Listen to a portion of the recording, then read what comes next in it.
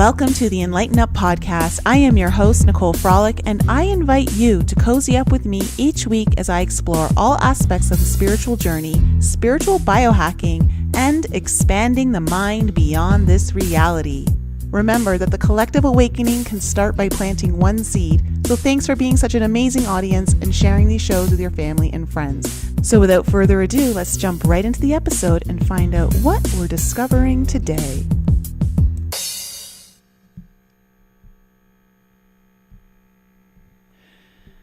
Hello, everyone. Welcome to the enLIGHTenUP podcast. So good to have you guys back with me. We've got a returning guest. We have Mason Feary back on the show. We've had a little bit of audio issues. Mason, I'm going to need you to unmute your mic. No problem. Totally forgot. Yeah. There you are. Hey, everyone in the chat. I hope you're all doing well. Free Press, Derek, Mark, Suiterbug, Kathleen, and Christina Love. Guys, excited to have Mason back on the show. I know you guys really enjoyed him when he was here back in November. Have you forgotten? I met Mason while I was on my trip in Sedona with all our fun peeps from YouTube. And it's good to have you back, Mason. How are things going in your life? Pretty good. We escaped that snowmageddon we had in the Midwest. They had like 4 feet of snow here, and then in Washington we got like a couple inches. So luckily I escaped that moving out here to the Chicago area. But other than that, it's been pretty good, pretty relaxed. I have not been in a big city in 4 years. I will tell you, it is completely different than being out in nature. Yeah. What's it like for you energetically? So the first day I was there, I was really tired. And there's just a lot more like activity mentally wise because there's so many people. And I'd be driving and I'd be picking up thoughts that I wasn't like ever thinking of. Like I was driving down the road one day and I was passing a cemetery and I had a thought of like, I need to take a stool sample and get my blood drawn. But I don't have any of those things in my life. So I was like, where did this come from? And I was like, oh my gosh, there's a cemetery. So maybe, I don't know. It's very interesting. Like the amount of people and interactions that you go through day to day versus back home. I don't have as many people here.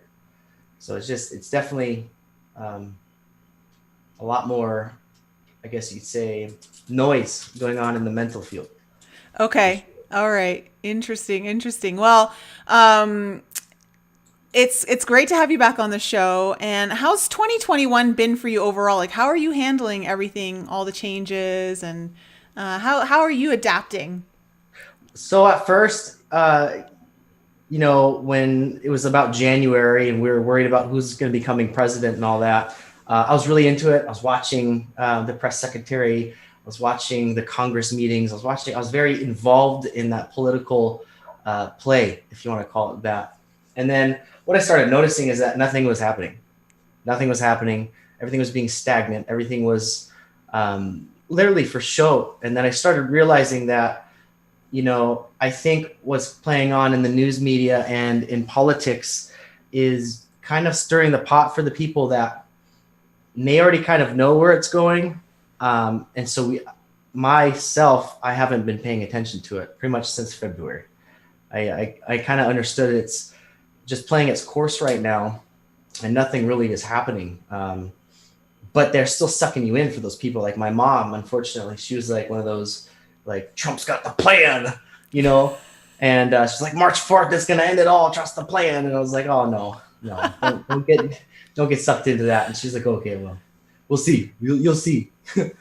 But that just diverts your attention from like what's going on inside, Yeah. They are messing up. It's already falling down. We already know there's so many things, inconsistencies, especially when it comes to like just little formalities of Biden speaking and the military guardsmen not having any badges or any, nameplates on their things, the plane being all weird. So it's obvious for people that know.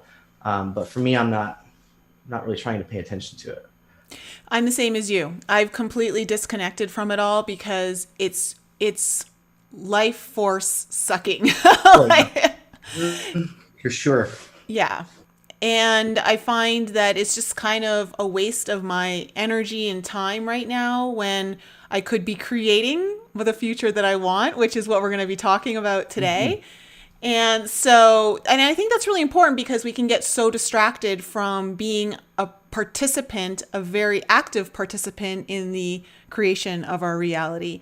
But also, sometimes when we get distracted, we don't realize all of the silent subconscious patterns that are also creating our reality. And I find that what's been kind of going on, that's you could say through the news and all of that could be a major distraction, is actually turning on some of those subconscious programs. Do you feel that way?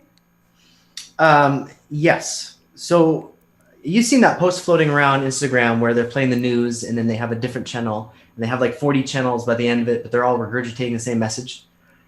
It's reinforcement on our belief systems. You know, the older generation really relied on the news because back in the 60s, 70s, Vietnam era, the news was televising war. So they assumed the news was telling actual truth because they're literally watching war footage. Like it was pretty traumatic. So when you have these agencies that spend millions of dollars on research, they have psychological development departments, they understand addiction, they understand marketing, and then the hidden side behind marketing, there are symbols that already activate your subconscious mind. And it's why the newscast agencies have all those interesting, elaborate symbols, which date back to, Egyptian time and stuff like that. But when they use stress words or activated words, like this is destroying our democracy or something that has to do with a trigger of someone's belief system, well, then they get reverted back to what they believe, and they're believing it because what they're seeing.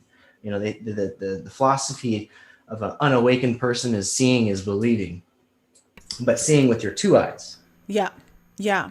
I completely agree with you. I think on the flip side too, is one of the things that I realized it was doing for me was that it was reinforcing duality way more than I wanted it to, and taking me into the polarized states that I was trying really hard to remain neutral in.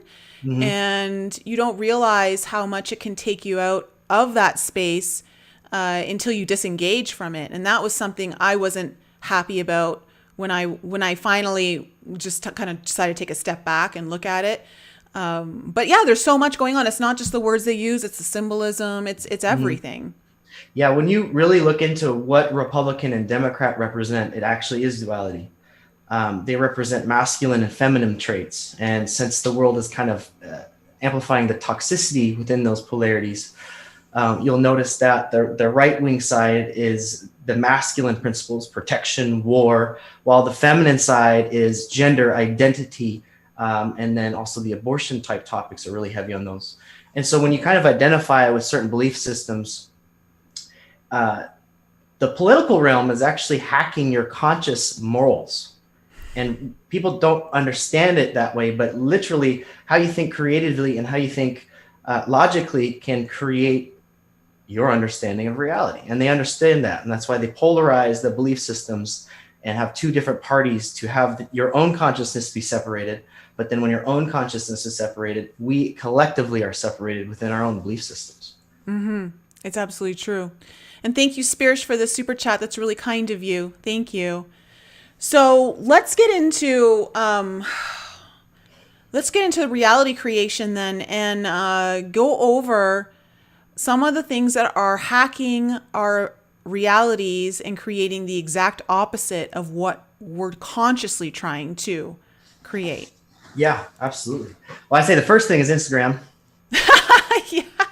First thing is Instagram. And here's why. We have all these external mental stimulating things around us. Instagram, what it's designed to do is to keep your attention on something no more than 3 seconds before you scroll away. So then if you're doing that constantly during the day, well, go ahead and try meditating. I know. You're not going to be able to do it. So the first step into trying to do that is something called social media cleansing. And what that does is that actually resets your hormones, because what you're looking at, you're creating mental and emotional impacts, which can subconsciously trigger you. with certain things. It could be food. It could be, video games. It could be a number of things. But if you're constantly looking at those things, well, maybe I'm starting to try to eat better, but I'm all constantly looking at donuts, right? Mm-hmm. Or maybe I'm trying to not drink as much, but I'm constantly looking at beer and parties and all that kind of stuff. So the first step is to cleanse yourself from your old habits that you wish to rewrite. And social media is a very good tool to reinforce those subconscious addictions that we have. Really, Yeah. they really are. You touched on something really interesting there on like the hormone, we needing to reset your hormone balance by disengaging with social media. How do you perceive the hormonal response that is received through like the dopamine hits and all of that you get from social media, in how that impacts the rewiring or the hardening of the wiring that's already in place of the subconscious programs?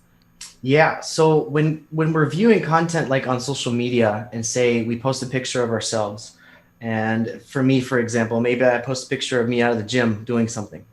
Well, my engagement socially, if people are liking my content, commenting, I'm actually getting the same chemical response as someone giving you a physical compliment, right? But you're getting multiple streams of those. So they're actually raising your level of your normal dopamine perception, because you're getting multiple streams.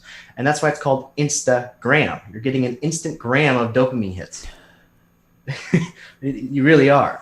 And so once you kind of take that into perspective there, you go, okay, well, what is my relationship with this platform? Why am I constantly looking at it? And hormonally, what happens to the body is when we feel pleasure, when we feel joy, our brain signals from the emotional center, which is the heart, oh, I need to create this chemical to allow this feeling to happen. Well, addictions can happen that way. After you start doing it so often, that little level needs to go to the next, to the next, to the next, to where you're making like an OnlyFans account. It's like you have to keep increasing it, because the human nature is that what I have is not enough. And so hormonally, and it's kind of interesting, they call it hormones because you're harmonizing your energy centers, and each energy center is actually responsible for a different hormone production. And that's a pretty interesting conversation to get into. But mainly what they're doing is they've done a lot of studies with like casinos. They've done a lot of studies with alcohol addicts and things like that. And so they kind of made social media as a weapon to kind of enslave almost everybody very subtly. But it is definitely, with the algorithms, a means to put people, put their attention onto external things, right? Mm-hmm. And it can definitely have severe impacts on your melatonin levels, all sorts of little micro things. Ooh, let's talk about the melatonin levels there, because that's important. Being able to have the deep sleep and restore, all of that is really important. How are they disrupting the melatonin production through social media, something like Instagram? Well, the first thing is the screens on all of our devices. So blue light is an artificial light that your eyes, which are connected to something called your optic nerve, and your optic nerve is connected to the pineal gland. And what the pineal gland does is it actually charges through ultraviolet light. So that's why I say sun gazing in the morning, 30 minutes before and 30 minutes after at sunset, helps you get that natural light. But when we're surrounded by blue light, artificial light, it's being charged with a man-made signal. And what that does is that disrupts your sleep and wake cycle. It creates an imbalance of your melatonin levels. And what actually does is it keeps you up longer. Mm-hmm. The term night owl is only, I think, this generation because of all these devices. Because before, you read a book, watch the radio, talk to your family, and then you go to sleep. But nowadays, like even me myself, I'll stay up to 2, 3, 4 in the morning because of my activity of being on the computer for work, because I'm on work all day. Yeah, so I've made sure to turn off the blue lighting on all of my devices. I make sure all of my light bulbs are incandescent, Mm-hmm. like none of that stuff, because it's so bad for you. So let's get into the What do you find is one of the most inhibiting subconscious programs that many people don't even realize they're fighting against when they're trying to create what they truly desire in this moment, this now moment? Expectations. And the reason why I say expectations is because the human mind works by recalling memories from something that we've experienced. And if I'm trying to manifest something new, am I manifesting it from a place that I've already been? Or am I trying to manifest it from a place that I wish to be, but I have not experienced yet?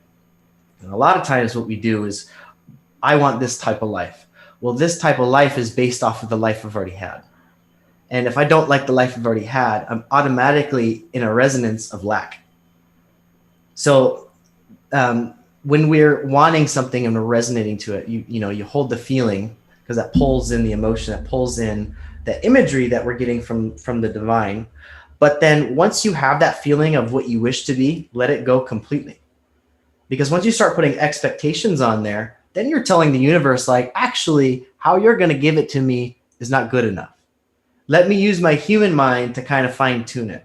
When in actuality, if you kind of put that intention out there, magnetize it with that emotion, the universe will surprise you in ways that you couldn't even imagine possible, because there is no limitations. Yeah. Now, see, this is really important because this is actually a huge part of the manifestation protocol is, you put all this effort into feeling and believing that what you truly desire right now is in front of you. But and that you're actually living it already out, that it's already here in the now. Mm-hmm. But once you come out of that manifestation kind of process, whether it's through meditation or whatever it is, the surrender, the letting go, releasing it is imperative. Mm-hmm. Yeah, I would, when I first started kind of messing with it, and it's a different form of being actually, because you're co-creating at this point. I would slip into, it's like a state of fear. Like I'd try to align myself with the future possibility, but then I'd be reminded of something in the past, and I would actually alter my manifestation, but I'd get synchronicities up to the point to where they're like, this is what you did. This is how your focus manipulated or changed it based on, those old memories. And so a really, really big tool that I actually learned to help me get out of those is objective meditation. So say, for example, like the last time someone moved, right? And maybe it was a upsetting example because I just moved myself. And the truth was, last time I moved cross country was terrible. I almost died. It was a blizzard. It was, the worst experience ever. And the snow this time was worse, but not one accident. And as I'm traveling the same path that I did 5 years ago, the fear or the reminding of the examples of things that did happen then, while I'm at that place now, we're trying to creep their way in to try to reactivate that scenario. And you have to take a second back, to breathe and be like, this is completely new. And when we're in a state of being new, unexpected things can happen to where those little subtle thoughts or memories can't necessarily affect you. That's great, because you're right. That's how the past projects itself into the current new kind of manifestation to kind of yank it back into, I guess, a less favorable timeline. Yes. And that's great. So, okay, so you use objective meditation? Yeah. So in a sense, what it is we all know that we have the body, right? But instead of thinking about the body in your story, just become the experience through the body. So if we go through an experience, the most understanding one can get is by looking at that experience, not necessarily separate from yourself, but a higher awareness to see what happened around you and what did you learn from that experience. Because when we become not necessarily detached, but again, the word surrendered to what the situation actually happened, like what actually happened to us, and we surrender to that, we're able to look at it a little different, because our perspective during that time, we're locked in. Like, this is the only thing, like that person's so bad. Oh my gosh, I can't imagine what they did. But then if you take yourself away from the situation to kind of look at their eyes, the more angles you can perceive of what we go through, the more understanding of how things kind of work. And you, in a way, the energy marker that left itself or left its mark kind of dissipates a little bit. You're no longer as tied to that event. It doesn't trigger you as much. And the more times you go back to these moments that bring out unconscious fears or unconscious doubt or unconscious unworthiness, the more you go back into those moments and do this process of observing it, feeling it, understanding what those emotions are telling you, the more it doesn't necessarily manifest itself in the present anymore. So that way you can go through a similar situation and it no longer triggers you. And you have a deeper understanding the next time it does, because the next time, if we keep manifesting same situations, the universe is trying to teach us. So if you keep manifesting a job with a boss you hate, the universe is trying to teach you an aspect of yourself within that other person, but you haven't learned it yet. And it will keep doing it in higher tiers because everything goes into cycles. You're here to experience a lesson, to fully integrate it, and to upload it, or the truth or the experience, to the collective. Uh-oh, volume's gone. Okay, so what I think is you said in all of that was really great. Going back to the idea of being able to look at it from all different kinds of angles, that the more perspectives and angles that you can look at something, the less emotionally triggering it can become, is that I kind of just got the word compassion. It's so important to have compassion for all experiences involved, and that may not be just you included, but also I think it's important because that can neutralize the charge of this is happening to me, I was wronged, or everything always goes wrong. All the different stories that we can tell ourselves that get reinforced through creating, which we don't even realize we're creating the situation to reinforce it. It's a really sick cycle. It is. A good law to understand for this one is called the law of rhythm, right? When life seems like it's going up, it has to come down for a little bit. But if you stay in that down moment and you feed into that density and then you bring back those old undesirable memories, well, then that downward loop keeps going down. But always within rhythm is a chance to swing that downward experience to a positive by changing that perspective, changing that angle of what you're looking at. And here's a very simple example. So I went to go rent a U-Haul for my truck. And the day of moving, there was no U-Haul. There's no trailer.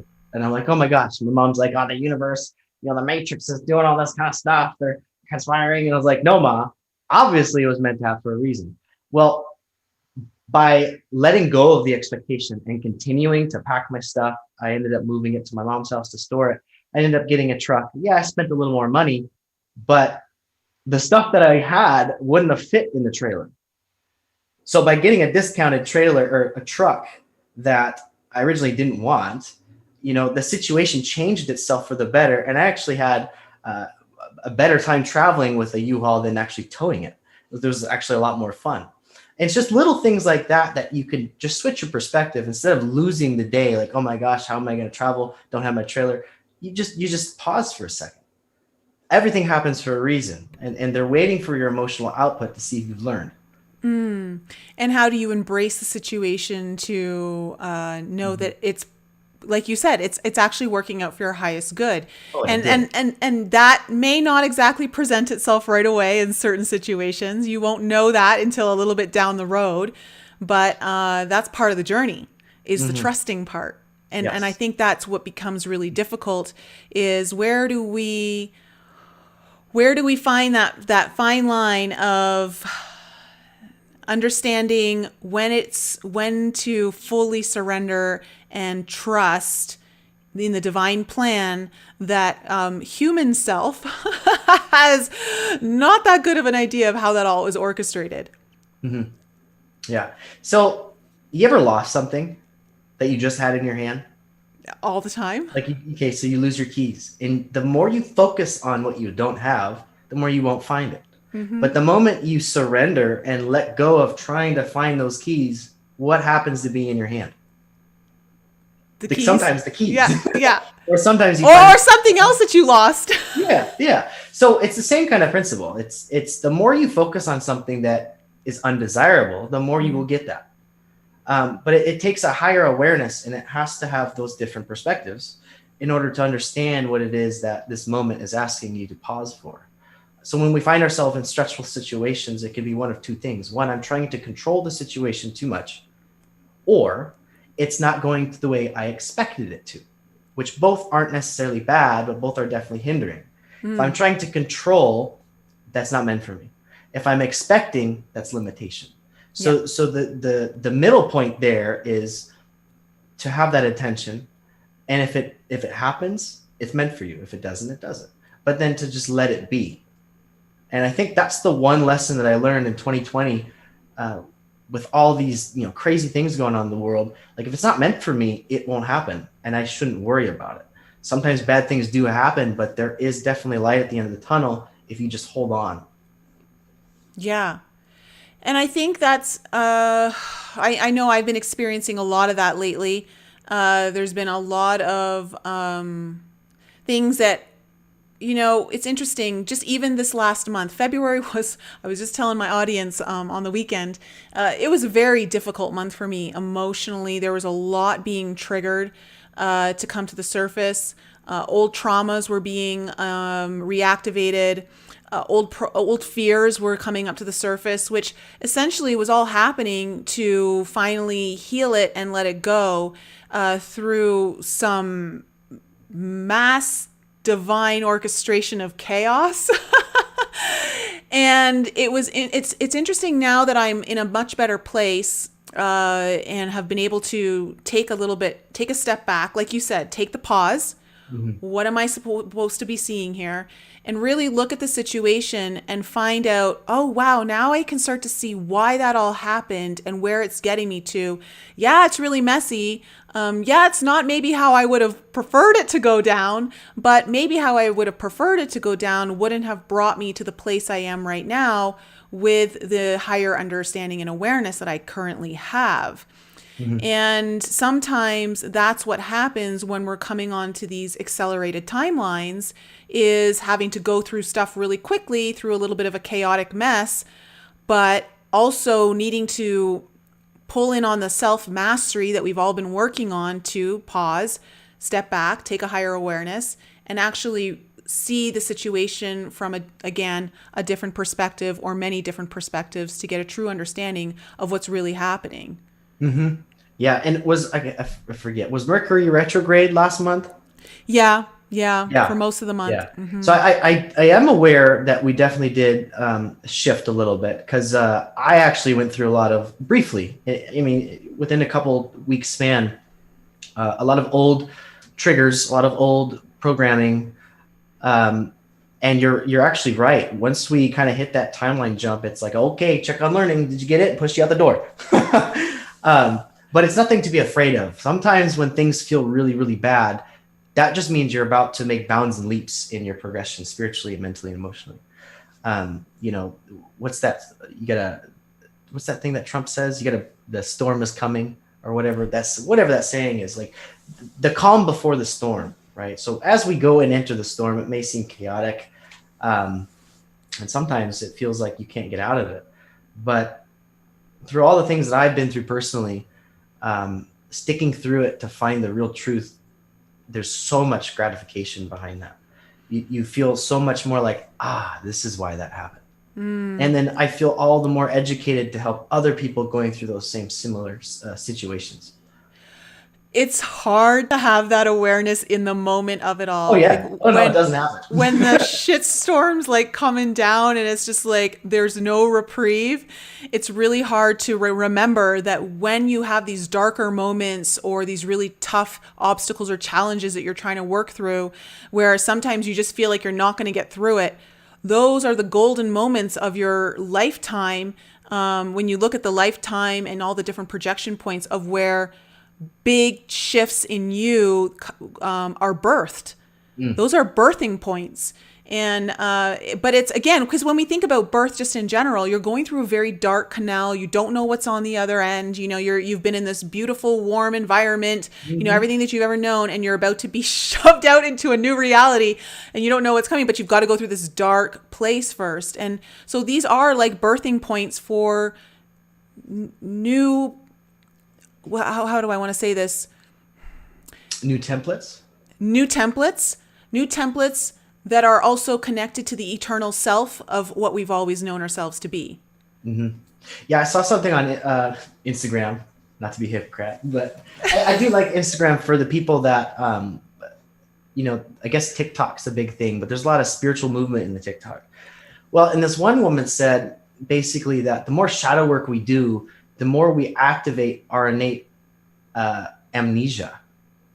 And I totally agree with that, because the more I get out of my own darkness, the not only as am I progressing, but then my people that I call my, you know, my tribe, they're going through the shift as well.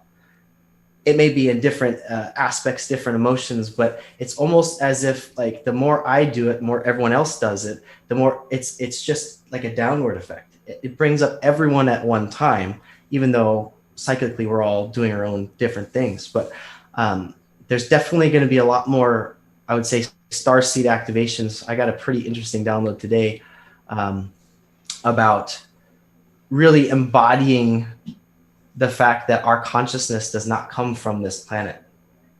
And just that idea alone will help you access a little bit higher awareness of things. And I started thinking about it, like, what do you mean? Like, my consciousness doesn't come from this planet? And I got the message, basically, that your star family, it's like a collective consciousness that can project themselves to you. And I always remember that, you know, we have our collective within the earth, but then each individual in their soul lineage has their own collective that you can tap into for higher aware, like, knowledge or different experiences.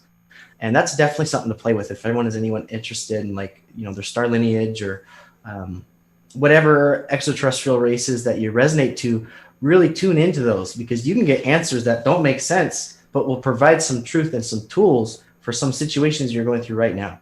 Absolutely, 100%. And thank you, Paul Winkler, for the super chat. He's saying, keep sharing this truth. He's very grateful. It's really important information here that Mason is bringing to the table. And I agree with you. Tuning into your star lineage will provide you a lot of different perspectives and insights that you wouldn't normally get here from the collective consciousness. Absolutely. And it's interesting because I had my Starseed technology class on Monday, and I channeled in the Palladians, and they wanted us to focus on the moth and the totem of the moth, and how it's all about change and transformation, but it's also uses its ability to know where it is by being guided by the moonlight. And the moon also represents the feminine energies, right? Which is our intuition. So the moon is very representative of our intuition. And we have a beautiful, like, this week in general is just a really beautiful week. We've got the sun conjuncting Neptune tomorrow, and then we've got this this new moon in Pisces, while Neptune and Venus conjunct together, and it's just bringing in a lot of love and intuition and dreams and heightened intuition. This week is such a powerful week for heightened intuition, and they asked us to, instead of looking for our truth or facts online, to start connecting to the superconscious computer of the entire universe and beyond, all multiverses, to start using that and learn how to connect to it to receive the information instead, using your third eye. And I think that this week in particular would be a great week for everyone to try that out, because the alignments, the planetary alignments, are ripe for that right now. Yes. Yeah. One thing I haven't done in a while, which actually helped increase my own intuition, sun gazing. Sun gazing, moon gazing. There's something just very interesting about watching the sun rise. You could look straight at it, and you have this, like, surreal, like, I'm connecting with a celestial body. it's much larger than myself, and it really revitalizes you. And it's interesting that you say Neptune, because Neptune is directly, astrologically speaking, I think, associated with psychic, especially like the psychic realm. And I could definitely feel that because I've been getting some really crazy hits here in Chicago. It's definitely integrating this energy. I was telling Trisha here that the people here, when you're communicating with them, there's multiple layers between their emotional self and their mental self. And so as I'm trying to, engage with them, they're emotionally disconnected. They're like robotic. And back home where I come from, we're surrounded by trees. There's a bunch of water. They're more open. And, being more into this type of topic spiritually than I was when I was in DC. DC, I had no idea any of this existed. But it's very interesting to see the people that have less nature versus people that have more nature. And it's almost as if, the concrete jungles and all that kind of suck all of that universal energy that you have away from you. And there aren't really any like heart-to-heart conversations with strangers. I know that sounds weird, but I love talking to a person that I can actually connect with, whether it be a few minutes, because there's always some sort of truth from that person.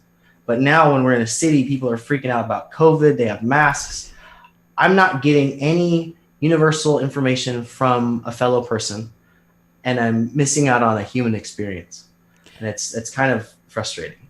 Yeah, it's the concrete jungles, so to speak, the bigger cities damage the frequency output that can be created via us, right? Like we're so capable of creating energy just through ourselves. That's one of the reasons why we've been enslaved, is because we're so good at it. We're just not realizing how we're being manipulated to create now, instead of creating for our own purpose and higher plan. So, and I agree, we are missing out on a human experience right now. But perhaps also to kind of look at it from a different perspective too, while that's going on, because it is, we're also being given the opportunity to tune into our own human experience and how we relate to the universe and all energies when we don't have that. That, yes. And eye contact, because that's all we are experiencing with people. That's quite interesting when you look into the eyes and then you become a blank slate to kind of feel what they're talking about. That's a good tool to practice with, is to maintain that. That they call it agape. It's like an absolute unconditional connection between two people. And if you can like continue to do that, I like doing experiments. So like if you were to put a title on me, I'm like a modern day wizard. I like to do experiments with consciousness. Okay. And one thing I've noticed is that the eyes, they can be interesting, especially when you look at someone's eyes who doesn't feel like there's anything behind there. It's quite the trip, I'll tell you that. First of all, I just wanted to say, as you're calling yourself the modern day wizard, I'm gonna call you Merlin now, Merlin Feary.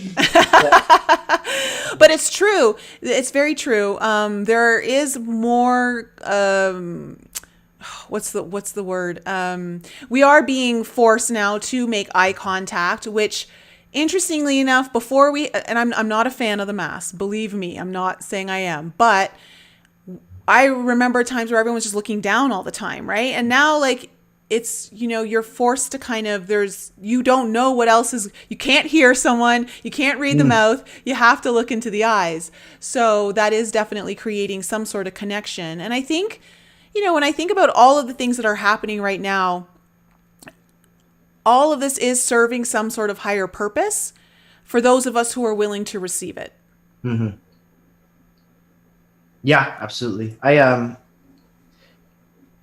Despite the world, I've had a great last year. It's probably one of the best years of my life. Given the time that I got to take off of work because they closed it down, and I was fortunate enough to get unemployment, I had literally had the ability to sit with myself. Nothing was open, everything was closed. So I really gained a deeper understanding of what I wanted to accomplish, what am I actually feeling day to day? And the biggest one that I still work on, I think everyone kind of does, is what energies, what emotions are mine, what aren't. Mm-hmm. And the best time that I think collectively was during COVID, because you were alone. Sometimes I know the statistics say there are bad things that happen, but just looking at my friends and family, a lot of them got those cupboards fixed that were broken. A lot of them did those home improvements. A lot of them did really good things for themselves with the opportunity. And in a way, if you look at it in a different perspective, COVID was giving us kind of a break. But now it's time to kind of integrate that and then keep the ball moving. And I definitely saw an increase on Google searches for spiritual topics. Oh, really? The world. Yeah. So Trish and I were looking up, I think it's called Google Analytics, and you can look up keywords that people are searching. And during certain time periods of coronavirus, there's peaks of people's interest in these types of topics. Oh. So we just have to keep doing what we're doing, spread that truth, and eventually people will find this material. Yeah, because sometimes when, like, let's face it, people don't just awaken eating ice cream. Like they're going to awaken usually through some sort of traumatic event or situation that happens or some sort of loss. That's usually what stimulates an awakening, because it takes some sort of trauma point to set that in, because otherwise status quo just going to keep going as I'm going, because why rock the boat? And that's not what the soul wishes for many. So yeah, the boat gets rocked. Let's go back to this idea of creating the reality that you wish for.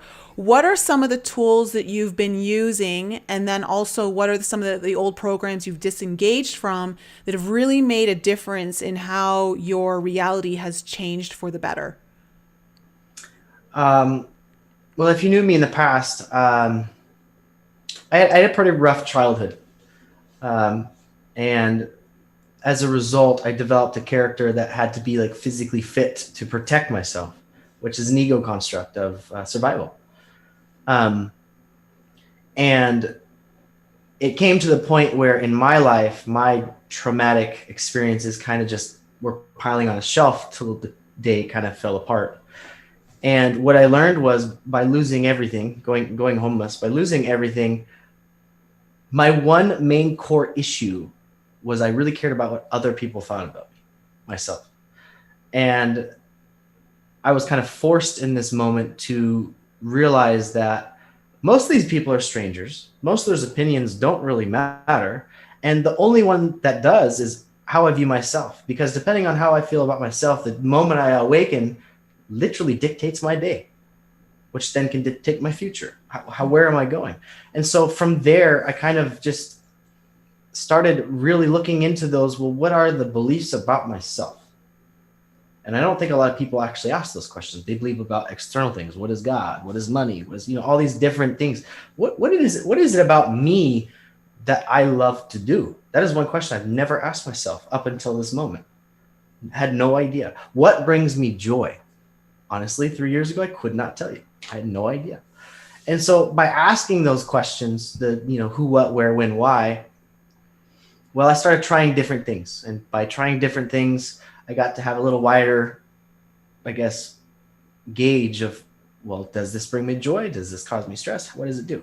And by the end of it, I kind of figured out a good, I guess you could say, like a habit of trying to find and create these emotions within myself by doing these things for myself, not for other people. And that was one of the biggest character building moments for myself. And then I started kind of dabbling into, what is a subconscious program? And then I learned about it comes from childhood. And a lot of who we are from the moment of birth till the time of 7, depending on what that lifestyle was like, is literally who you are as an adult. That's why when some people that you see on the street get super angry, that is just that child that has become an adult. And then it really made me, go inside myself to go like, well, wow, what happened when I was that young? And I really hadn't thought about those time periods in a long time. And so then I learned about something called regressive healing, but I wasn't necessarily comfortable with other people putting myself down or in a meditative state. So I would do it myself. And, I did a bunch of research on what all this stuff was, but I just kept going back in time to those moments where these belief systems were created, and I released them. And as I came back into the present moment, it was just that much like clearer, as if like the smoke from that emotion kind of left the room. And the more I went back there, the more it's like a dirty dish that just won't, it's just kind of stubborn. You got to keep washing it. The more you go back there, the more it's easier to go back there, because the first time might be a little scary, depending on what it is. First time might be a little scary, but then you keep going back there, you keep facing it. One of the big tips that I say is bring who you are now in meditation back to the child self and just sit with them. And I know that kind of sounds a little bit different, but if you can sit with your child self as the person you are now, you can show them that what they're going through, we made it. Yeah. And that's kind of the tools that I put together to get where I'm at now. You brought in a visual and an analogy that is so important, and it's so good. It's so good. It's so simple. It's so good.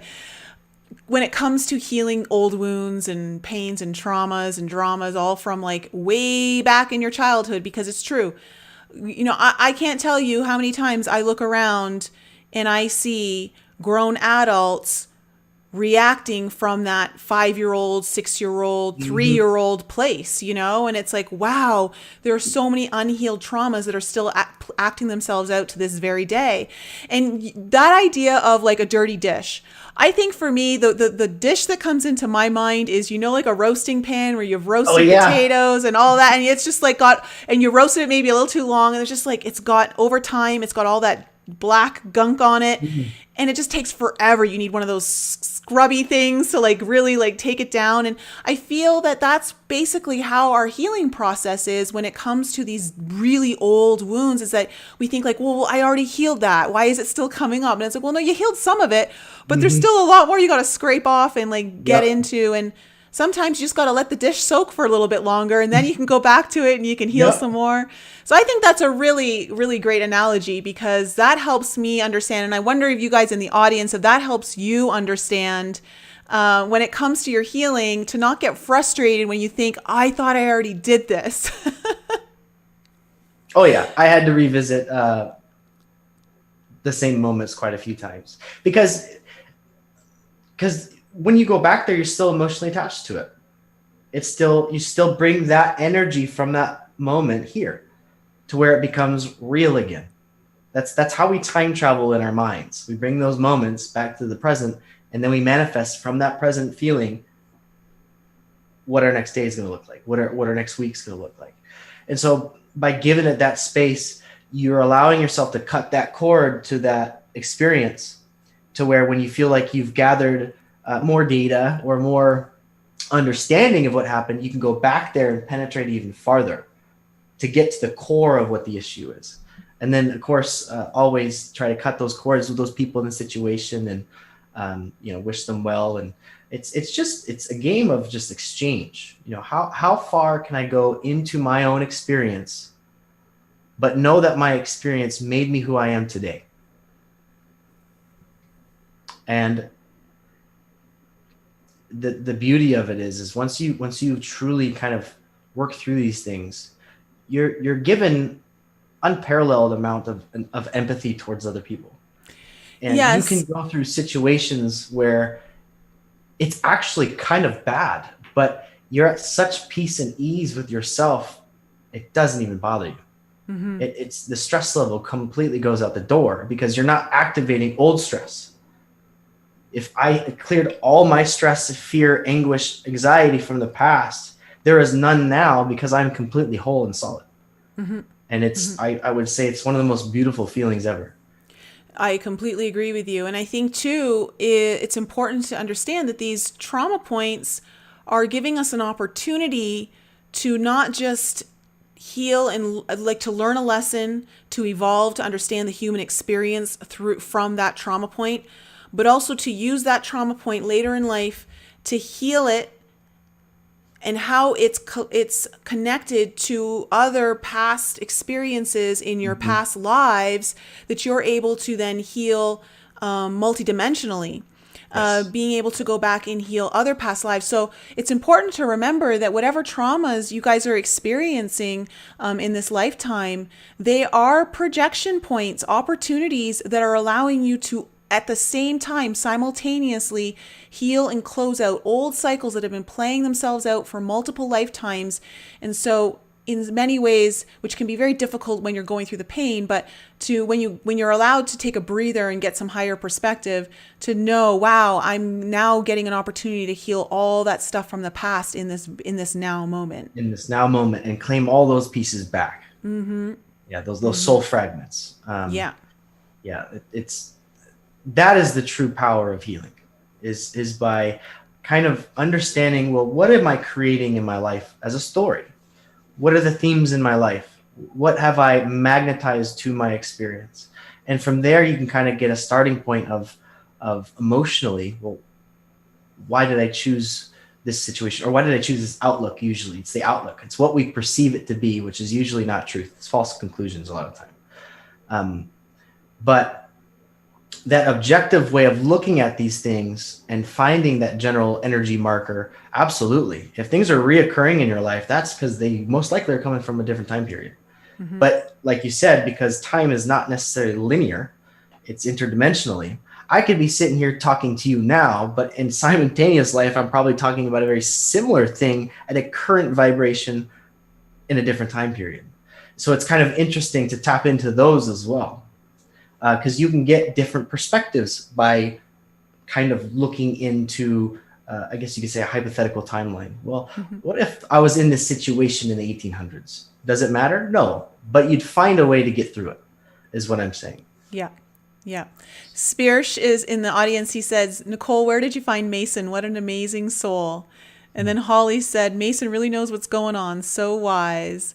You know what, guys? I was so lucky to go on that Sedona trip with everyone. And I have to say, Mason, they're absolutely right. You're an amazing person and soul to talk to. I really enjoyed being able to connect with you because you are so open and your awareness is so expansive that it allows for some really interesting conversations to be had, which is what we're doing here right now. And I'm so glad that all of you guys in the audience are joining in and listening.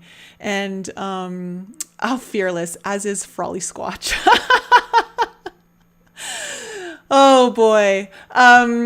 So in this current reality, how has the healing experience been for you? Could you share a specific moment or instance with the audience where you knew you were healing multidimensionally, like you had the awareness of what was taking place? Have you experienced that, or are you only aware of what is happening in this lifetime? So that's a difficult question, because I don't think my lifetimes that I am perceiving are on this planet, and not even in this kind of dimension. I come personally from what I've experienced. I come from, I would say, something called the geometric light realm. And what that is kind of a collection of sounds and frequency harmonics that can shape events. And it's also kind of modeled of how our brain waves are produced and can magnetize situations through our awareness and through our emotional output.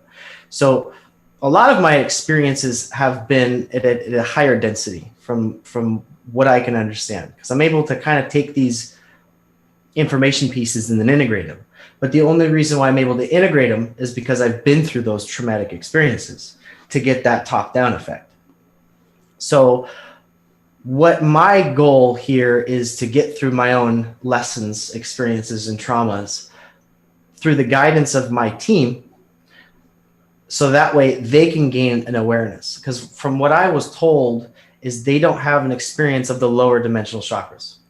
They don't have an understanding or awareness of it. They don't understand how you can operate from here below. And so my experience was here below because I was trying to bridge the upper awareness. And one of the biggest things that I knew through my family's lineage on my father's side was anger. And what I mean by, it's not necessarily interdimensionally, but it is. Because the more healing that I've done myself, I actually was contributing to my father's healing. I was contributing to my grandfather's healing and to my own mother's healing. So not quite interdimensional, but definitely genetically, I was healing those timelines. And if I were to look at the people within my genetic in that past history, you know, I'm related to like King Henry VIII. I'm related to Constantine. I'm related to a lot of big figures that kind of shook humanity for a while. And the theme was anger. And so as I'm going through my experience and have experienced a lot of anger myself, that true understanding at the end of the road, the anger is that I'm okay to be who I am. That's the truth of it. It's okay to be who I am. It's okay that these situations as a child that I got bullied, it's okay because the perspective that I have now is I no longer want any of those children to have that, which comes from my father's line and his father's line. Mm-hmm. So it is a huge thing because anger is the inability to understand love. And that was probably one of the biggest things that I've experienced. Because I confused love with lust, which lust is an angry form of you know, intimacy, but it's not. It can be, but it's not. And so integrating those experiences and understanding truly like where is this anger coming from, and understanding that a lot of this anger was stored karmically from my family's lineage, that I came here because I was given the tool set to break those genetic tendencies. Mm-hmm. And anger is one of the biggest ones on this planet. It's the solar plexus. It's stored at the will center.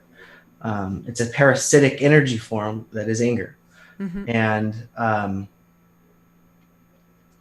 I think that has transformed my life completely. I used to resonate with the figure of the Hulk, you know, the green guy. And there's a lot of spiritual truth to those Marvel movies if you really look for it. Mm-hmm. The power of the solar center is your entire being. Like in physical fitness, your core is everything. And that's where you can either show compassion or you can show anger, essentially. It's interesting. Okay, you've brought a couple of things that I'd love to touch on. Now, the genetic expression that you were able to heal the anger locked in the DNA. Mm-hmm. Heal it so that wouldn't be expressed. It's almost like you're turning off the gene codes for the anger and unlocking the ones that have been suppressed because of it.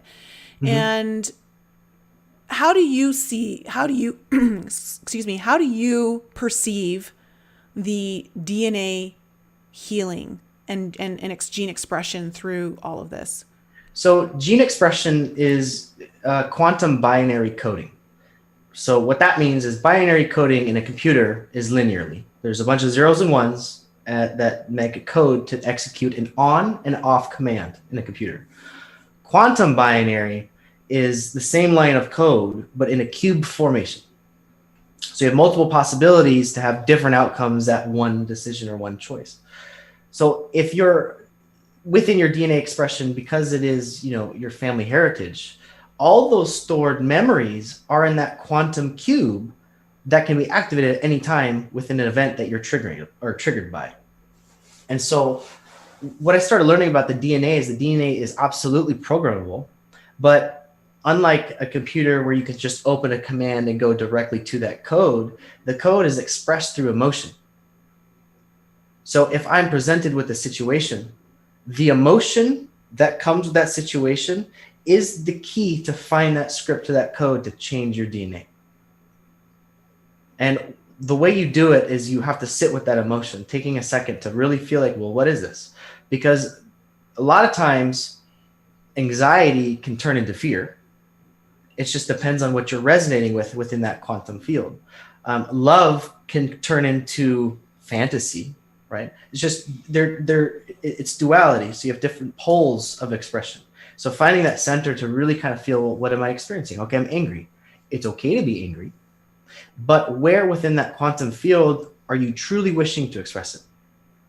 And if you're being angered, but you have no real reason why, that is when you can consciously make the decision to turn that off.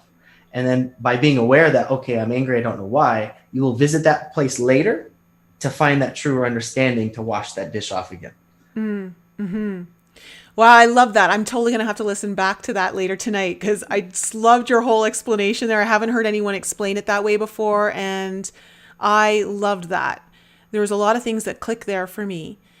Just that idea of the emotion. Did you say the emotion is kind of like the script or the code? What did you say there? So like, when you press Control F on a computer, you find whatever you're looking for. The emotion is that Control F. Gotcha. The emotion holds. So we recall in our memory an emotion. If I'm walking and all of a sudden an emotion comes in, that is the quantum field activating your genetic expression to find that code.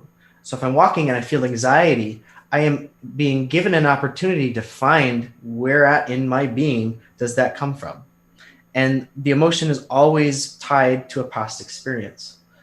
And then when you heal that past experience, you're rewriting your DNA physically. And so essentially what that is like a computer programmer. If I have a program and I write a script with a computer, I have to turn the computer off and turn it back on. As a human, we recess into a past memory and then come back to the present moment and it's already booted. That's the beautiful thing about the human mind is I can reprogram on the fly. I don't need to go to sleep. I don't need to turn off. There's nothing like that. That's why it's called quantum, because you can program multiple facets of yourself at one time. Yeah. Yeah. So, okay. So this is awesome. And I know the audience is just loving what you're putting down right now. So this also makes sense into why it's so important to tune out from external hijacking of emotions like the news and like media, like your Instagram, all of those, whatever they are, so that it's not constantly triggering constant expression of a part of your DNA that is unhealed. I don't know if I want to say it that way. I would say when those experiences come up, it's asking to be rewritten. Okay, yes, the problem is that these particular instances like social media or the news, they're constantly switching you to the next one, to the next one. They don't give you the opportunity to go within and actually search. Mm-hmm. Yeah. Yes. Okay. Gotcha. Okay. Wow. So what did you also experience then? You talked about how you were able to heal down the lineage of your dad and your grandfather and your mother and all of that, the anger. Are any of them alive right now that you are able to witness the shifts? Yes.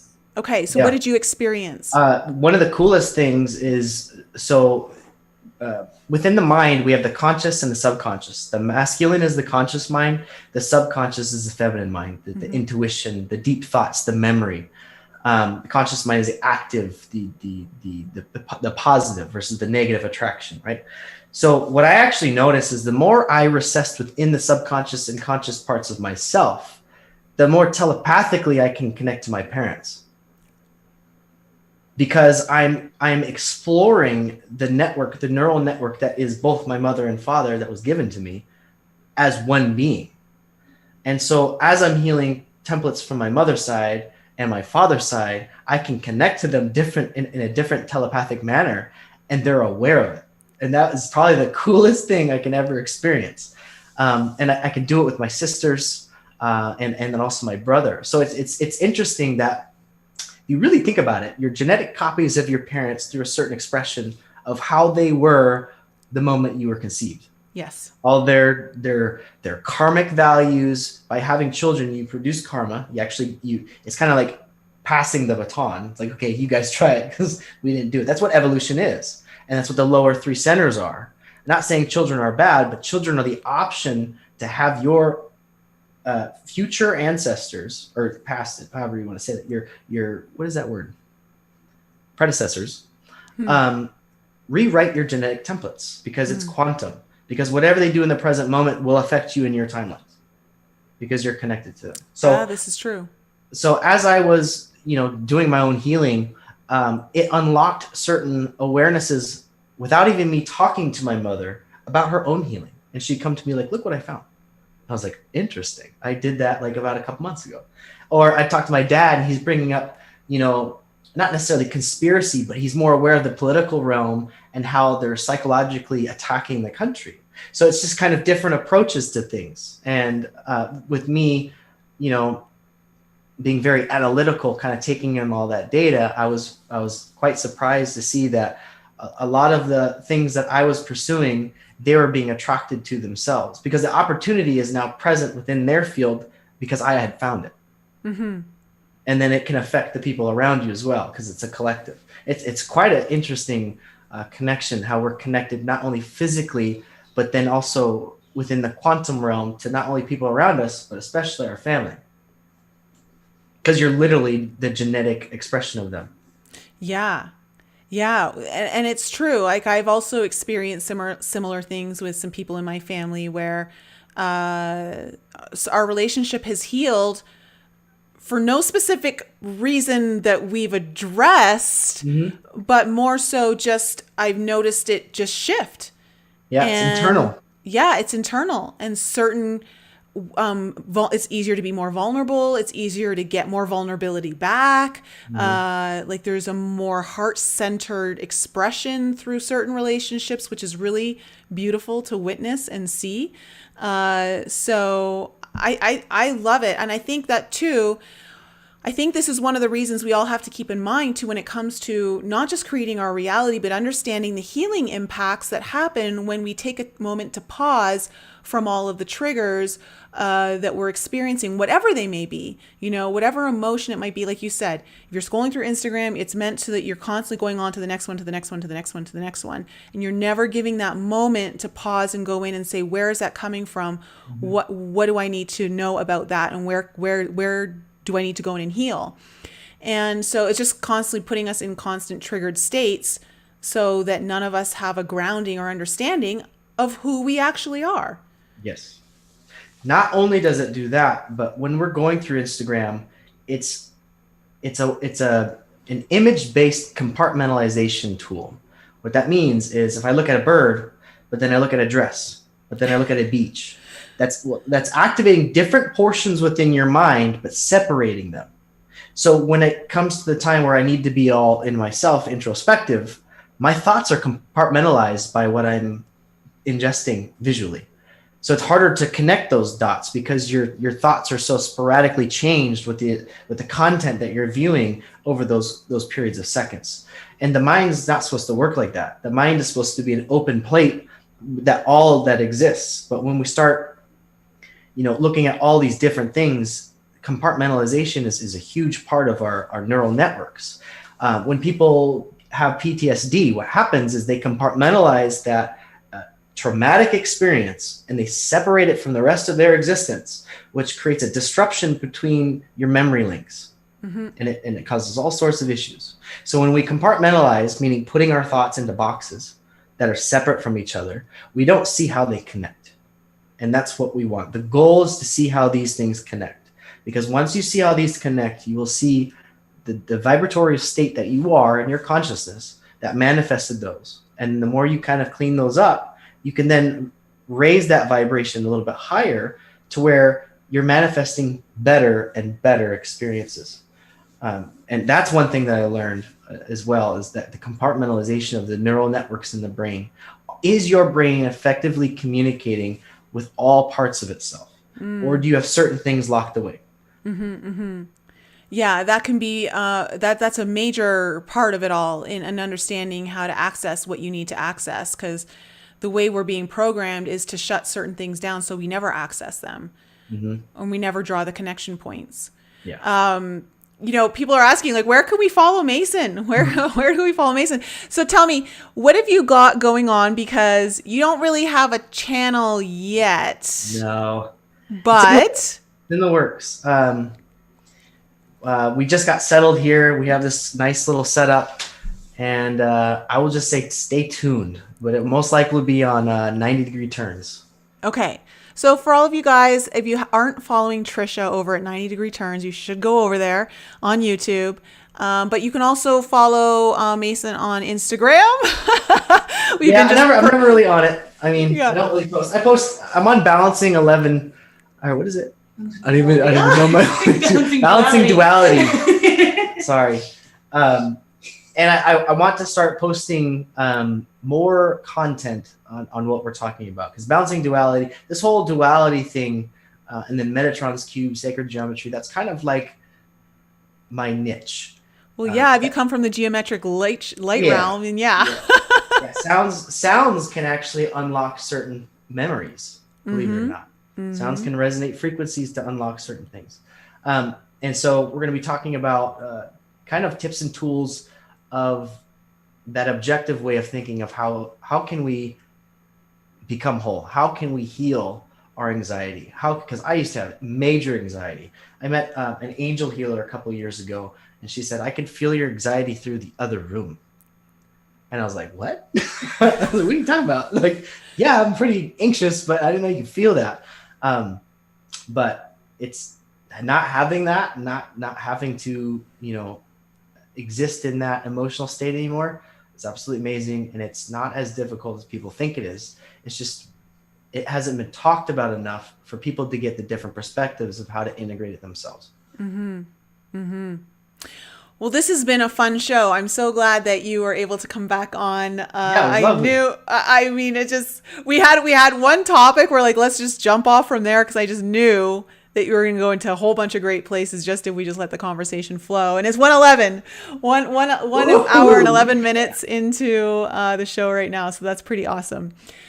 So would you like to leave the audience on a message or a note or something that you'd like to just kind of leave in their minds before we sign off?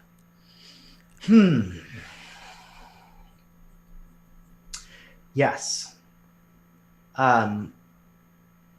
So there's been a quite a large message for me for the last couple of weeks, and that is about being worthy. And times like today, a lot of us don't feel that we're worthy because the things that we see externally. That was one of the big things for me as well that actually manifested into anger, was I wasn't worthy of my parents' love, of my friends and family's love. But I'll let you know that this universe is very, very giving and compassionate. It gives us the ability to co-create our experiences when we understand and integrate that we have that power, because we are worthy. We are miniature pieces within this clock that is the grand cosmos. And once we find our place in that piece through our own emotional intelligence, the experience in this reality becomes so much more fun. It's as if you are creating a game, you have a goal, and it's like a surprise gift to you every time you manifest it. But the fun part is realizing your manifestations, going, oh, I remember that, and it's so much better than I thought it could be. So that is my message, that we are all worthy. Well said. Well said. And I think that's a great way to end the show. It's so important to understand that, because that is where you unlock all of your abundance codes. And you're right. The universe is a very compassionate universe when you are able to be in the divine flow of it all, which is really just remembering your true connection to it all.